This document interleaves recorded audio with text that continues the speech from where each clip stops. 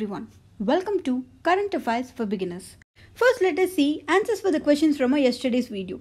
With regard to Pradhan Mantri Shram Yogi Man Dhan Yojana, consider the following. It is a pension scheme for the unorganized sector workers. This statement is correct. In case of the death of the subscriber, the family pension under this scheme is applicable to the family or relatives. This statement is incorrect because the family pension under this scheme is applicable only to the spouse but not to the entire family or relatives. So here, as only one is correct, the answer here is A. The next question is, who among the following publishes the wholesale price index? It is the Office of Economic Advisor that publishes this wholesale price index, whereas the CPI is published by the Central Statistics Office. Now let's start today's session. The first article is India revokes Pak's MFN status day after terrorist strike in Jammu and Kashmir. This article comes under GS paper 2 under the topic of governance, and also here this concept known as most favored nation status. This comes under GS paper 3 under the topic of economy. So from this article now we are going to see what is meant by this concept of most favored nation.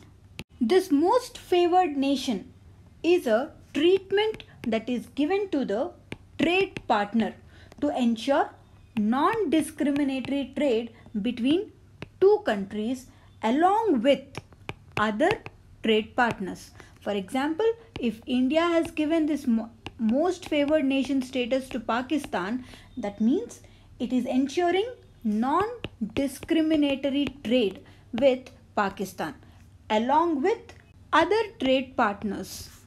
Now, where does this most favored nation principle comes from?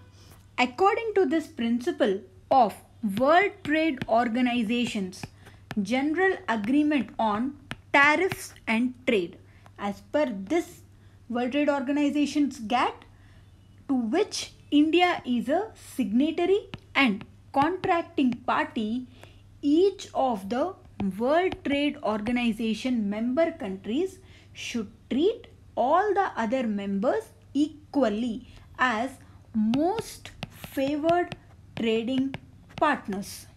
Here there can be a thing that though this most favored nation sound like a special treatment, but in effect it means only non-discrimination, but it doesn't mean that some special treatment is being provided to a country to whom this most favored nation status is being accorded with comparing to the other trade partners. Only thing it means is non-discrimination in terms of trade, which means that if we see with an example, if we are giving a special favor like lowering your customs duty rate to a country to whom you have accorded this most favored nation status, that means you have to do the same for all other WTO members without any discrimination.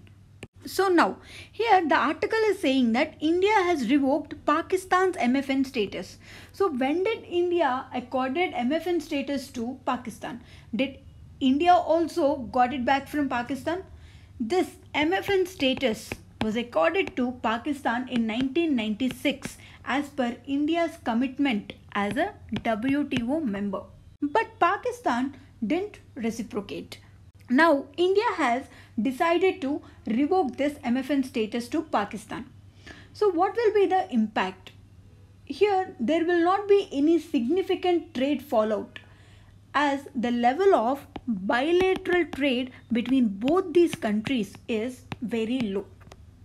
So there will be no much impact even if this MFN status is revoked by India.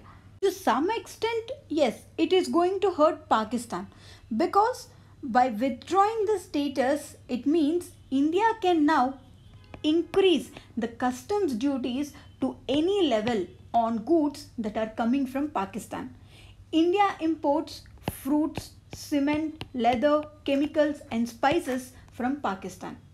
But still, even if India imposes the punitive duties on goods, it is not going to impact Pakistan much because India and Pakistan trade is very low. And according to the World Bank report, the current level of trade between India and Pakistan is nearly $2 billion. Even though the capacity is as high as more than $37 billion. So it is not going to create much impact. The next article is No Change in China's Stance. This article comes under GS paper 2 under the topic of international relations and also under GS paper 3 under the topic of internal security. From this article here we are going to see about a committee known as 1267 Committee of Security Council. Before seeing this, we should know about what are all the United Nations Security Council committees that deals with counter-terrorism. There are 3 committees in the United Nations Security Council that deal with counter-terrorism. They are Al-Qaeda Sanctions Committee, Counter-Terrorism Committee, and the other one is Security Council Committee. All these Security Council committees are composed of member states representatives from 15 members of United Nations Security Council. And there are 5 permanent members. They are China, France, Russia, UK and United States. And 10 other are the rotating members. The member country whoever is chairing this meeting, that means the chair positions, they will not carry any extraordinary decision making power, as the committee will take all its decisions by consensus. Since the committee officially takes decisions by consensus, the 5 permanent members, these members, they can exercise their veto by placing a proposal on technical hold, which will delay the case for 3 months before it can come back to the committee. So now, what is this Al-Qaeda Sanctions Committee? This committee was established in 1999 by the United Nations Security Council Resolution of 1267, which is popularly known as United Nations 1267 Committee. Initially, this committee dealt with both Al-Qaeda and Taliban, and previously it is known as Al-Qaeda and Taliban Sanctions Committee.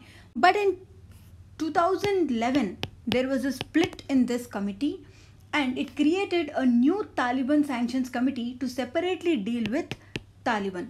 At present, it will only deal with the sanction measures that were applied to designated individuals and entities that are associated only with Al-Qaeda.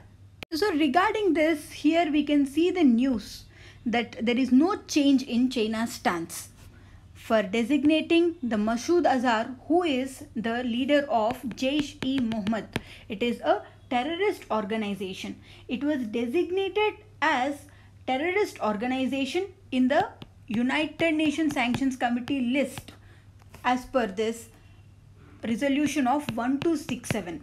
But China is using its technical hold, its veto power, to block the move against Masood Azhar to be designated as a global terrorist.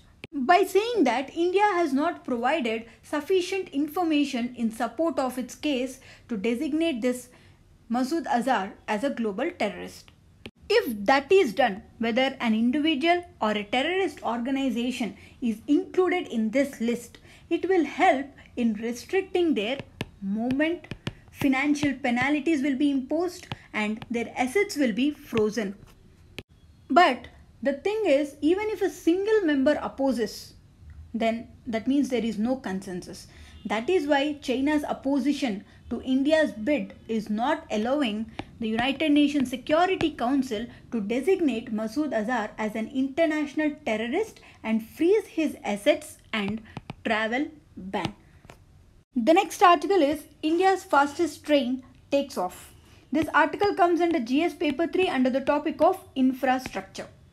So India's fastest indigenous train, named as Vande Bharat Express, this is going to ply between Varanasi and Delhi. This train is named as Train 18 and also it is also known as Vande Bharat Express. It is indigenously developed world-class train under our Make in India project. Here all the 16 coach train, entire train was built completely in India by the Indian engineers in a span of 18 months at the Integral Coach Factory of Chennai. This express is the energy efficient and the first locomotive-less train in the country, and it will be fully air conditioned, which is one of the special features of this train. And these trains, they run on electric traction like metro trains and will start replacing the Shatabdi Express fleet from next year. Here we can see some of the features that were being provided by this new train to increase or to enhance the passengers' comfort, which include like interconnected fully sealed gangways, automatic doors, onboard Wi-Fi, GPS based passenger information system, modular toilets with bio vacuum systems, rotational seats that can be aligned in the direction of travel, all these. The next article is Gaganyaan's review panel to meet in March. This article comes under GS paper 3 under the topic of science and technology. From this article, now we are going to see about this Gaganyaan mission. This is the India's first manned space mission. Once it is launched, it will be the India's first manned space mission. Under it, India is planning to send 3 humans, Gaganyatris, into the space in low Earth orbit by 2022 to mark the 75th Independence Day for a period of 5 to 7 days. Under this mission, the crew of 3 astronauts will conduct experiments on microgravity in the space. Once it is done, then India will be the 4th nation in the world after US, Russia and China to launch a human space flight mission. And this project will serve as a national project involving several institutes, academia and industry, and it will improve our industrial growth, inspire our youth, develop technology for social benefits, and it will improve the international collaboration, and it leads to enhancement in the development of science and technology levels in the country. And the next one is Wayanad Sanctuary yields a new spider. So whenever these kind of things appear in the paper, just note down this sanctuary and where it is located. It is in Kerala. And if there are any new species that were found, note down what are those new species. Now let's see today's prelims questions. The first one is, which one of the following is an artificial lake? And the other one is, in which of the following areas can GPS technology be used? Try to answer these questions, and in our next video we'll see answers for these questions. And this is a Law Excellence website where you can access the notes for this video. Thank you.